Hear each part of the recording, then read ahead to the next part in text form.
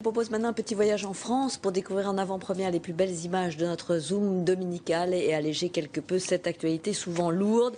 Cette fois, nous irons à Niort, dans les Deux-Sèvres, et nous parcourrons notamment le Marais Poitevin. C'est une très belle région. Nous suivrons ces maraîchers qui proposent leurs produits sur le marché de la ville. Une ville qui a aussi une particularité, l'omniprésence des mutuelles. Sébastien Renouille. Pour bien comprendre Niort, il faut se rendre au cœur de la cité. Monter au donjon édifié au XIIe siècle par Aliénor d'Aquitaine et son mari, Henri II Plantagenet, puis remonter le temps. En ce temps-là, il savait pas le vertige. Henri Plantagenet est devenu roi d'Angleterre, donc une prise de pouvoir du territoire à la fois de l'ouest de la France jusqu'à l'Angleterre. Donc Niort avait une position stratégique sur la carte, mais également c'était un lieu de stockage des marchandises. Si des envahisseurs venaient par la Sèvre, eh bien le donjon et le château de Niort étaient là pour défendre l'accès, pour aller plus en amont, en défendant aussi le port de Niort juste ici. Au Moyen-Âge, Niort est un grand port de commerce. On y charge le vin du Poitou. On peut aller loin, jusqu'à la mer si on...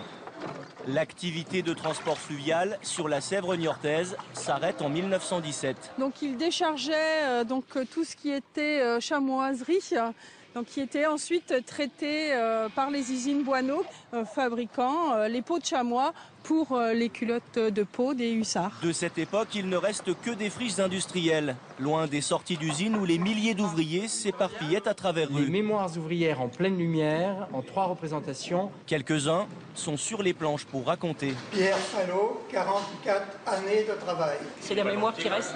C'est quand même une chose qu'on a vécue et que nos enfants ou nos arrière-petits-enfants ne vivront jamais. Aujourd'hui, la ville termine sa mue. 7 années de travaux ont transformé l'ancien parking en gigantesque espace paysager. On a un cinéma multiplex de 12 salles, 2000 fauteuils qui est en haut, un parking souterrain de 530 places et tout est complètement dissimulé et caché sous ce grand jardin. Car la nature n'est pas très loin, c'est la porte d'entrée du Marais Poitevin. Près de 2000 espèces ont été répertoriées ici, juste à la lisière de la ville. On a de la loutre, on a la plus grosse héronnière, des ronds cendrés du sud de Sèvres, et également de nombreuses grenouilles et crapauds.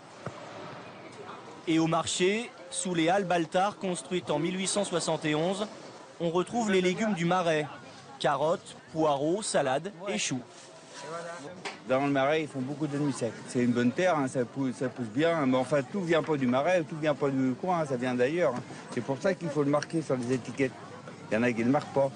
Les habitants sont très attachés à leur spécialité. Le farci Poitevin, c'est un pâté d'herbes, donc avec toutes les herbes vertes, ça va de l'oseille aux épinards, aux côtes de bête. Sinon, le tourteau fromager. Un drôle de gâteau rond brûlé sur le dessus. Vous savez, c'est un très vieux produit et qu'on trouvait sur le chemin de Saint-Jacques-de-Compostelle dès le XVe siècle. Toute la surprise, tout le mystère, tout le fondant est à l'intérieur. C'est pour ça que là, j'en achète pour en amener à des amis à Toulouse, parce qu'ils ne connaissent pas. Et puis Niort n'est qu'à 60 km de l'Atlantique. Les poissonniers peuvent aller chercher la pêche le matin de bonne heure et aller sur l'étal aussitôt, quoi. Donc c'est formidable, quoi. Les jours de pluie, comme un clin d'œil à son histoire, Niort se sent un peu anglaise. Venez quand il fait beau, vous verrez le sourire, vous verrez les gens aimables et tout. Et il paraît que par beau temps, derrière les vieilles pierres, on peut distinguer les faubourgs, là où Niort s'est développé depuis 70 ans. Et depuis d'ailleurs, Niort vit aussi de la finance. Et depuis longtemps, les assurances et les mutuelles occupent une place centrale dans la ville. C'est un secteur économique très important. Son histoire remonte en fait aux années 30 et à la naissance des premières coopératives. Sylvain Roland et Alain Simonet nous la racontent. C'est une histoire d'amour mutuelle. Philippe et Régine, 32 ans de vie commune, dont 30 à travailler dans la même mutuelle. Deux Niortais qui, comme tant d'autres, savent bien que les liens entre la ville et les mutuelles qui y sont nées sont indéfectibles. À peu près chaque famille niortaise donc, a quelqu'un qui travaille dans une des mutuelles. Niort sans ces mutuelles, ça serait un peu difficile de pouvoir l'imaginer, quoi. Maïf, MAF, Massif, les 3 M, les 3 plus grosses mutuelles d'assurance françaises sont à Niort. Comme un symbole, les immenses terrains qui accueillent leur siège social entourent la ville. 3 sociétés qui ont contribué à faire de Niort la 4e place financière en termes de flux financiers, derrière Paris, Lyon et Lille. Les raisons d'une concentration géographique si étonnante relèvent d'un héritage historique. Monsieur Dubois, correspondant départemental de la Maïf. C'est moi, madame. Je suis institutrice à Rieux-Sec. Et nous voudrions nous assurer à la mutuelle. J'espère qu'on ne vous dérange pas. Pas le moins du monde, entrez donc. De 1934 à 1950, la Maïf, mutuelle automobile des instituteurs, est la seule à exister. Ce jeune couple qui vient de s'inscrire à la mutuelle, sait-il que ses avantages sont dus à une longue lutte commencée voici près de 30 années? Lorsque la Maïf naît dans les années 30, il y a une période de très forte activité politique et syndicale. On est dans une véritable période de lutte des classes. Et ce qui choque le plus les instituteurs de l'époque, c'est le fait que l'argent de leur cotisation va non pas au service des remboursements, mais au service d'une véritable politique de propagande anti-syndicale. Le premier siège social de la Massif, 50 avenue de La Rochelle. En 1960, 10 ans après la MAF, la Massif voit le jour. Pour Jacques Vendier, l'un de ses créateurs, elle ne pouvait naître ailleurs. Il y avait ici une tradition de mutuelles et de coopératives. Donc, nous avons fait une mutuelle comme la Maïf et comme la MAF. C'était un peu la contagion de l'exemple. Niort est donc devenue en 30 ans la capitale des mutuelles, leur centre décisionnel. Et cela a fait souffler sur la ville un vent de prospérité. Près de 10 000 emplois assurés par le secteur. Le garagiste ou un de ses employés va prendre des photos, ça va déclencher une expertise automatique. Et des retombées économiques dans tous les domaines. Illustration flagrante, la fréquentation des hôtels rythmée par la respiration des mutuelles.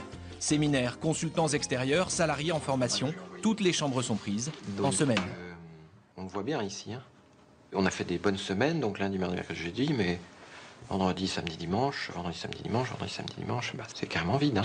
Les mutuelles représentent, tout ce secteur économique représente à cette saison 90 à 95% de notre activité. On n'aurait pas ce tissu économique local, je pense que la majorité des hôtels n'existeraient pas aujourd'hui. Autre naissance engendrée par les mutuelles, un pôle universitaire. Statistiques, droit, gestion des risques, les enseignements sont en relation étroite avec l'activité des mutuelles.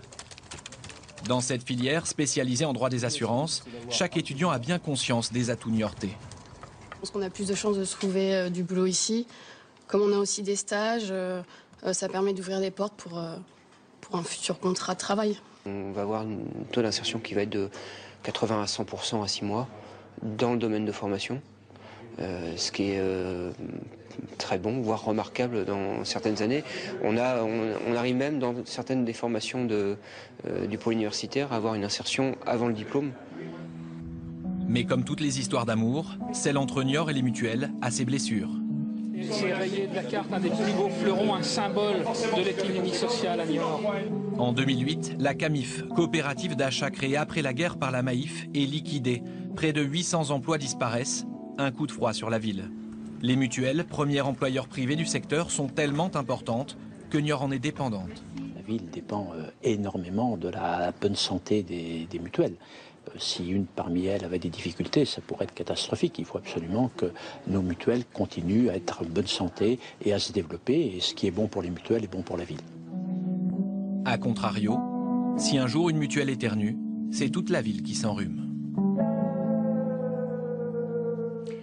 Alors éloignons-nous maintenant de la ville pour parcourir les marais poitevins. Et l'hiver, ils sont en crue et sont alors baptisés la Venise verte. La faune et la flore y sont abondantes. C'est un paysage étonnant et très beau d'ailleurs qui attire de nombreux touristes. Laurent Girodino et Bruno Grégoire s'y sont promenés. Aujourd'hui, le marais est à blanc, comme l'on dit ici. C'est vraiment d'une beauté fantastique. Il y a une poésie toute particulière dans cette épopée de l'éveil. L'éveil, en patois du Poitou, c'est le mouvement de l'eau. Une crue, autrement dit. Après un hiver très arrosé depuis octobre, cette crue aura duré 2 mois. Voilà, pratiquement 10 ans qu'on n'a pas vu vraiment une éveil comme celle-ci. C'est un véritable bain de jouvence, tant pour les végétaux, pour l'herbe. Sur les bords de la Sèvre niortaise, voilà la maison maraîchine de Jean-Claude. Agriculteur en retraite, devenu correspondant de presse, il tient la chronique d'un marais au ralenti en hiver. On va voir, c'est un des spectacles de l'hiver. Oui, c'est un spectacle de l'hiver, tout à fait. Tout à fait, c'est un spectacle de l'hiver et surtout ici, dans ce port du Vanneau. Au Vanneau, une dizaine de bateaux, une vingtaine de fusils, c'est le départ d'une expédition punitive contre des envahisseurs, une battue au Ragondin. Le gros avantage qu'on a par rapport à une montée d'eau comme ça, c'est que les terriers des Ragondins sont inondés, donc ils ne peuvent plus se réfugier à l'intérieur. Et ce qui fait que derrière, ils se mettent sur des points un petit peu élevés, comme on a juste à côté de nous, là. Et donc ça reste des proies assez vulnérables pour nous. Plus de 600 bêtes ont été abattues en 2 mois de crue, une régulation nécessaire pour réduire les dégâts des Ragondins sur les cultures et les berges de 20 000 hectares de marais. Fragile équilibre naturel, régénéré par les crues, c'est tout l'écosystème du marais qui va bientôt reprendre de la vigueur. Parce que ça apporte du limon sur le marais. Un refuge privilégié pour les migrateurs, un lieu qu'apprécient canards colverts, cygnes sauvages et jusqu'à 5 espèces différentes de hérons. Un écosystème qu'il faut toujours entretenir, comme sur ce chantier de taille de frêne tétard.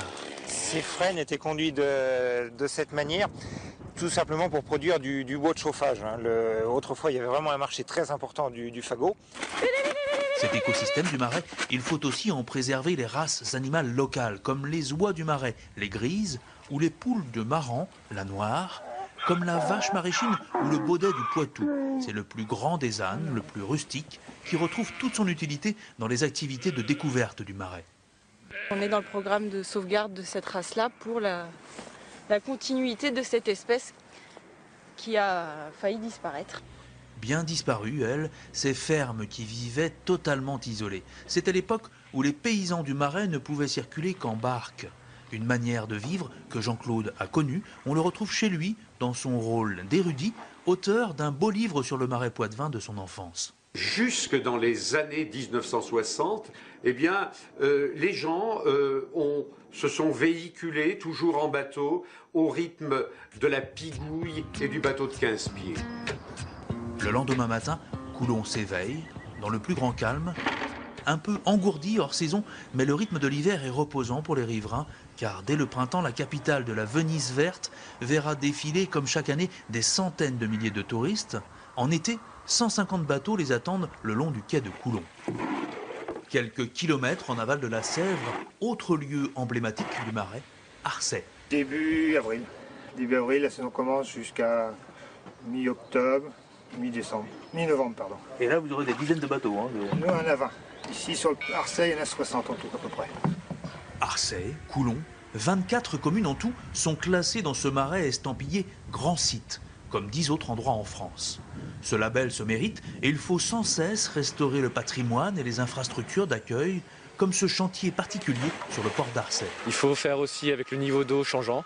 Là, en l'occurrence, on était obligé de reporter de quelques jours la réalisation d'un ouvrage en pierre parce qu'on a eu des montées d'eau de 30-40 cm cette dernière semaine. Toujours en tête, Guillaume, qu'on a effectivement cette contrainte de saison touristique. De livraison fin mars.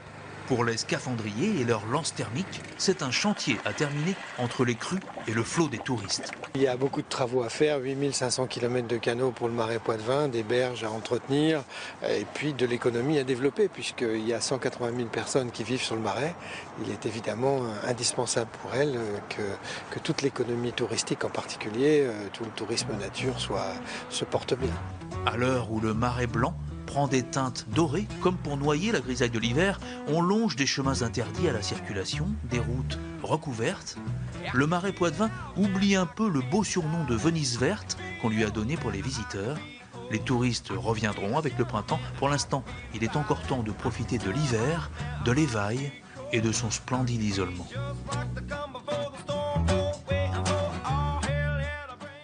C'est la fin de ce zoom sur Niort et sur les marais poitevins. La semaine prochaine,